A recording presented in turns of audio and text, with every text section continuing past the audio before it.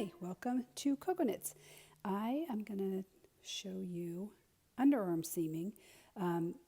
We have a video for false grafting or horizontal to horizontal, but I'm going to show you a couple of things specific to underarm seaming this way. And the first thing is that this little underarm gets a little bit stretched out. Sometimes it's why I use my claw clips. I'm going to get rid of those now. And I'm going to show you how I neaten that up as I work this seam. And using the claw clips helps keep it a little bit neater, but always you've got this little loose area here and at the end. So rather than pick up stitches along the body when I start the sleeve, I just separately cast on the stitches because now I'm going to work this seam and also neaten that up. The other thing is that I tell people all the time you can cast on a different amount of stitches.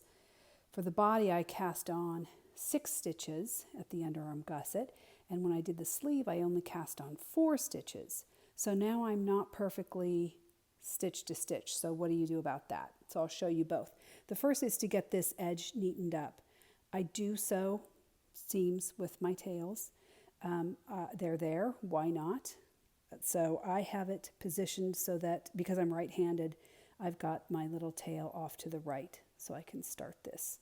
And the first thing I want to do is find this bar that runs right in the center of this little hole. And if you connected that up, you'd see that's a nice row of stitching, but it has become loose at the bottom. So I'm going to run right through that with my needle and tighten that up. That's the first thing I do. And then I'm going to go up here, and you see how that's also loose? This is my first actual cast on stitch, but rather than start my seam, I'm going to back up one and go through the point here in order to tighten that loose stitch up. So start like that, and now I've got that tightened up. Now I would begin. This is my first cast on stitch here. I would just go through that. But because I have an extra stitch on this side, I'm going to also back up and get one stitch before. Do that same thing that I did on this side. Catch the last stitch before the cast on. That's fine. And now I'll start with going behind the points on both sides. Behind the point of each V, this one is upside down, but they come together facing the seam. All right?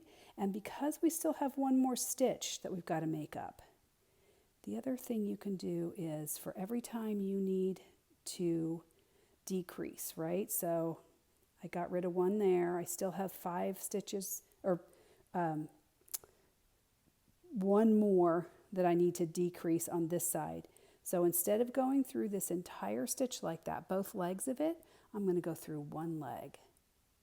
Just one leg. Go down here where I've got the extra stitches and go through a full stitch.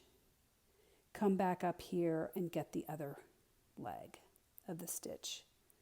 Now my stitch count should be even, and nobody is going to see that under your arm. Believe me. So there is behind the V up there, behind the V down here,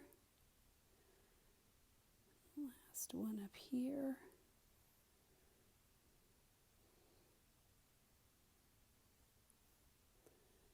All right, and now we've got that same gap, so I'm going to do exactly the same thing. I'm just going to go behind to pull that into a V. And then you can look and see, and if you've got something else that's really loose there, I'm going to go back and catch that as well, like I did on the other side. And then come in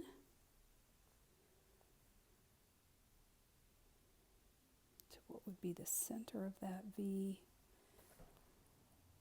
I still have to weave in the ends, but there's a nice, neat, it's all worked in. And you'd never know that you had fewer on on the sleeve than on the body. Nice and neat.